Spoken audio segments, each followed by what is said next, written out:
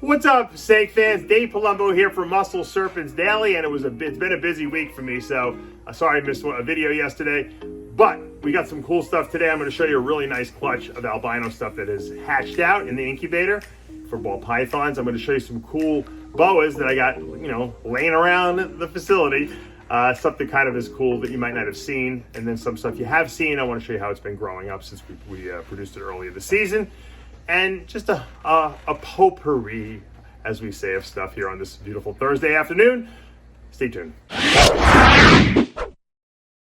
All right, this spectacular looking albino you're looking at is nothing more than albino, but it is missing some scales on its head. So we call this scaleless head albino.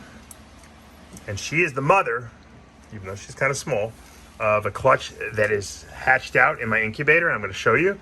Obviously, we bred her to a scaleless head albino male, in hopes of making the super form, super scaleless, which is the scaleless animal. That's also albino. So I've never made a scaleless albino. I know they've been made. They're really cool. I really want to make one. We're going to see what hatched out in the incubator. I really think that this female has more than just albino. It might even be like a pastel type albino or something like that. I don't know, but she was sold to me as an albino. Actually, no, I produced her. But the male who I bred back to her, it looks very, very pastel-y, so I don't know. You got to remember, though, the scaleless head gene removes a lot of, color. It lightens things up a lot, so you have to take that into account. Let's look at the male. All right, here's the male. That is the father of this clutch. He's a scaleless head albino. At least that's what he was sold to me as. Although he doesn't look like that. He looks like he's pastel or even enchy in that sense. I don't even know. I'm not sure. When you see the babies, you're gonna notice that there's definitely some aberrancy in there. He is the father of actually the mother. So basically we bred daughter to father. And that's why I think we got some cool stuff in the incubator. We're going to take a look at it in a minute. But you can, first of all, scaleless head definitely changes, the way a snake looks, but not this much. This has got another gene here. It looks enchy to me, but really the babies look pastel, so I'm not really sure. And I'm very blunt and honest when I do these videos, because a lot of times I just don't know, and I know a lot of you guys are like that too. And there's nothing wrong with saying you're not sure, because you could always figure it out later. And I always tell people I'd rather sell you more genes than less genes. So if I sell you something that has an extra gene in it, you're gonna think I threw in a little extra bonus plan there, an extra donut, the dozen, gave the baker's dozen. All right, let's take a look at this cool litter. This again was a scaleless head albino male bred to an albino scaleless head. The goal, produce a scaleless albino. Here we produced what looks to be a head albino that is, I don't believe a scaleless head. It looks pastel though, actually. Look at it. There's no pastel, but yet there's no pastel in here, which is amazing, which goes to show you that sometimes you don't even know what's in your freaking genes. This snake, I would have to say would be pastel. I can't even imagine it not being pastel. This is not a normal. Look at that head, that erased head. Really pretty cool. And this is not scaleless head. We did not hit a scaleless head. We did not hit a scaleless animal with this. Now we hit 3 albinos. So it was a 50% chance of albinos. It was a 4-egg clutch, and we hit 50% albinos, which is good. And they're all a little different. Now remember, these guys haven't shed yet. They're all scaleless head, however. And the way you verify scaleless head, even if you don't see the scales missing, because my eyes are not that good right now, and they're this little. I can see them when they get bigger. Is you look at the tail area. I've showed you guys this before. I'm sure other people have as well. And you look at that last scale on the right before the vent, and if it's split, which this one is, you can see it, it's scaleless head. So this carries the gene for scaleless. You need 2 copies of it, however, to get a fully scaleless animal. We did not hit it this time with the albino, and I'm a little sad, but it's all right. It was my first shot. It was a tough hit. It wasn't like an easy one. Because first of all, we had to hit the albino, and then we had to hit the scaleless head. So there's really only a 1 in 4 chance of the scaleless head, and then there was another 50. So it was like a 1 in 8 chance. We only had 4 babies, so we pretty much adhered to the odds. But you can see these albinos have different levels of expression to them. Really kind of cool. I like the scale. I'm going to show you the mama. Probably prior to this, you'll see the mama. And the mama has it's a really nice looking albino. And I've told you this before, a scaleless head adds a level of, it's almost like the high intensity gene that Ozzy had found in Orange Stream. It kind of enhances everything. It's an enhancer gene in the single copy. So while you don't get a scaleless animal, you get a much more enhanced, more contrast, more vibrant. These do not look like typical albinos, that's for sure. Once again, they literally just hatched. So if you're an albino person, this year I produced some really nice albinos. I have albino hepides for sale on Morph Market, and these are going to be really, really nice. I actually have some 2020 stuff left that are really nice albino. I'm shocked that they haven't gone yet. Look at that guy. Look at that. It's just really, really nice.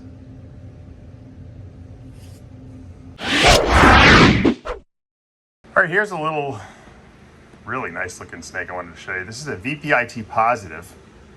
This is the VPI line of P positive or Caramel albino. It's got the IMG gene in it. So that's IMG VPIT positive.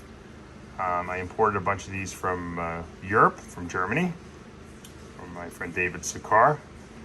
I got a bunch of other stuff from him too, and I got a bunch of these.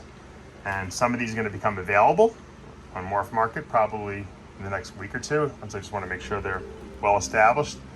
They've been eating really well. I mean, VPIT positive with the IMG gene is just probably one of the more spectacular looking IMG combinations, because what happens is the contrast is increased. I mean, they're really nice anyway, VPIT positives in and of themselves, and then you add that darkness to them and they get really, really cool looking.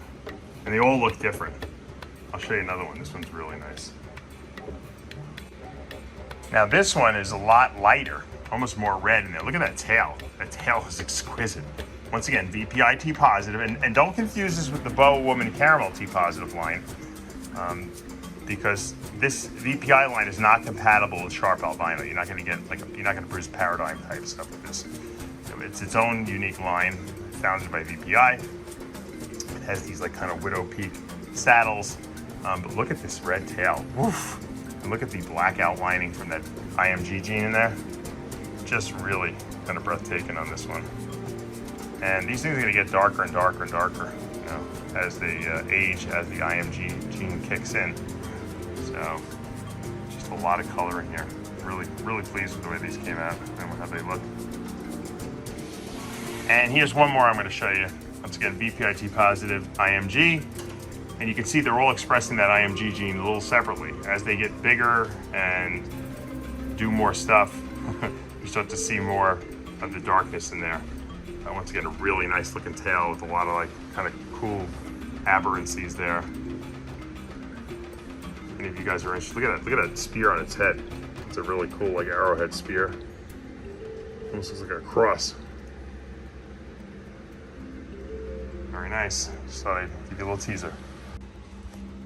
There's a beautiful albino, or probably more probable Sunglow sterling baby that's been putting on some nice size. She just shed. I wanted to show her off a little bit. I don't want to take these guys out of the cage because I just fed yesterday.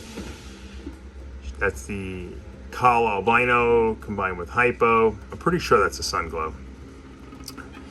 And sterling is the patternless recessive gene in Boas. So that's a really beautiful, my first ones I produced this year. This is the first time I produced Sunglow and albino sterlings. So I'm pretty happy with the outcome. Got some really nice contrast in color, and I love the fact that they have no pattern. Here's another really nice snake that's growing up nicely that we produced a little earlier this year. This is an Aztec Motley, we got a striped tail. That's possibly Super Sunglow, and that's the sharp strain. And the bonus plan with this snake is that you got, it's 100% het for RDR black-eyed anery. So that's the black-eyed anery gene. Not only takes out red, but it takes out a lot of yellows too. So if we can take this female and breed her out, we can produce some really, really nice, probably solid white snakes with her. Although with that beautiful Motley gene and that Aztec combination, look at that. Look at that checkerboard like top to her. With the striped tail. This is one of the nicest looking boas. I didn't produce a lot of boas this year, but man, she's nice, this one. Love watching her grow. All right, here's another one. I love the other one so much I wanted to show you the male. That was a female, this is a male. This is, I believe, same thing. Although I don't know why this one is really, really much more red colored. Once again, I believe this is Aztec, Motley. Look at the striped tail, you got the Motley tail. Obviously, Sunglow for sharp. I don't know if the other one was Super Sunglow, if this one's Super Sunglow. They're both possible Super Sunglows. Maybe this one's Super Sunglow, which is why it's so red.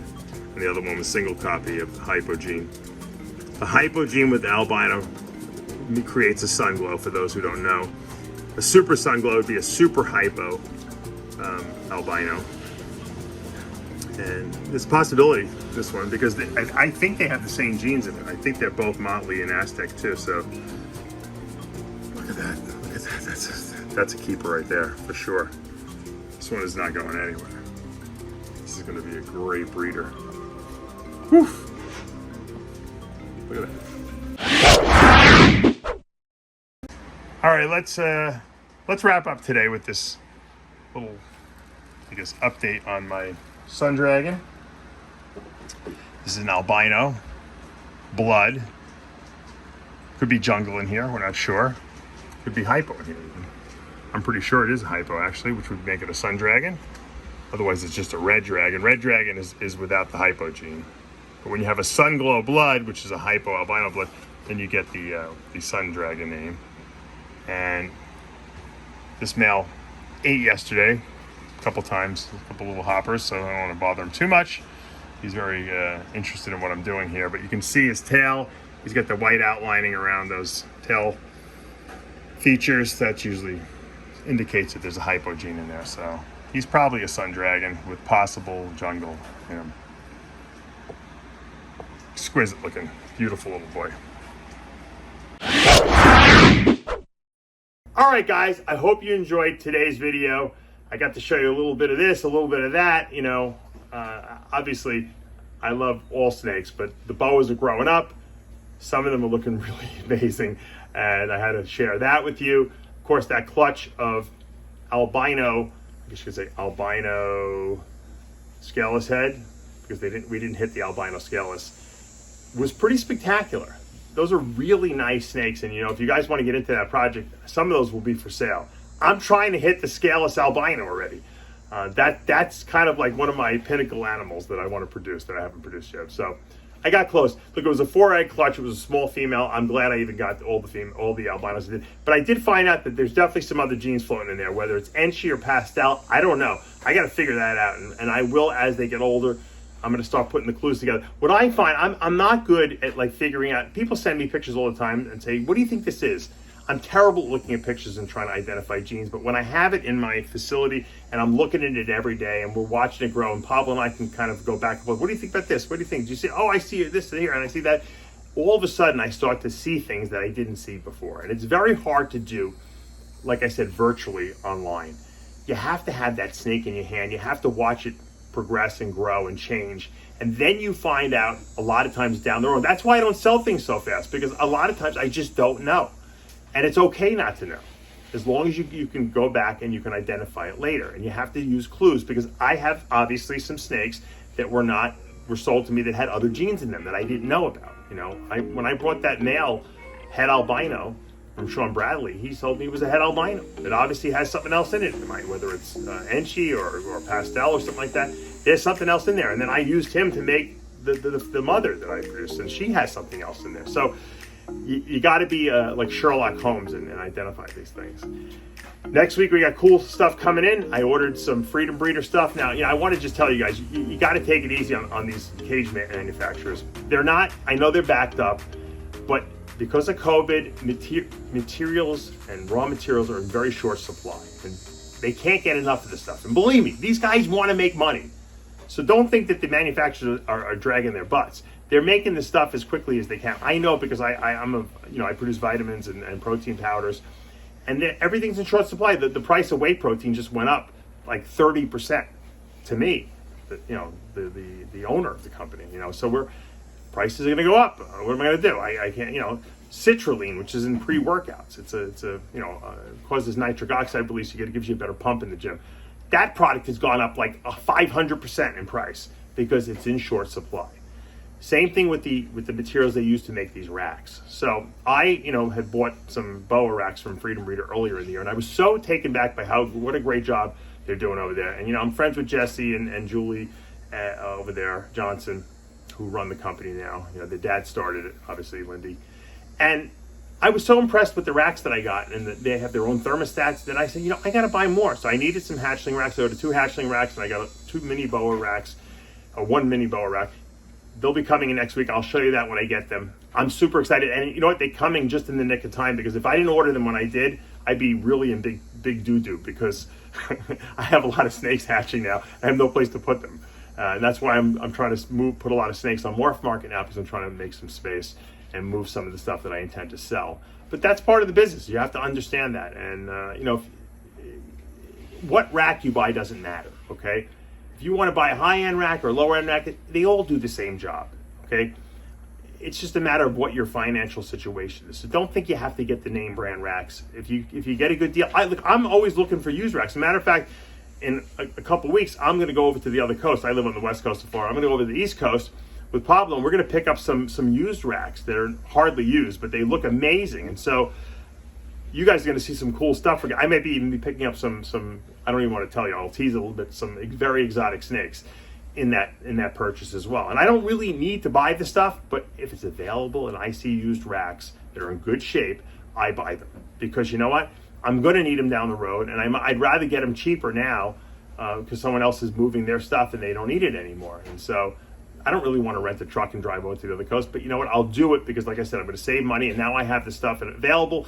If I need the space, I got it. And you always have to be thinking in the future when you're breeding snakes, because don't think for what I need this minute, because then all you do is you produce one extra egg is laid above what you thought, and now you don't have any place to put the stuff. So always think, have extra, be thinking what's going to happen 6 months, a year down the road. All right, that's my words of wisdom for today. I hope you guys are having a great Thursday. If you like what you see, make sure you hit that subscribe button, turn on your notifications, hit the like button, and I'll see you back Monday morning.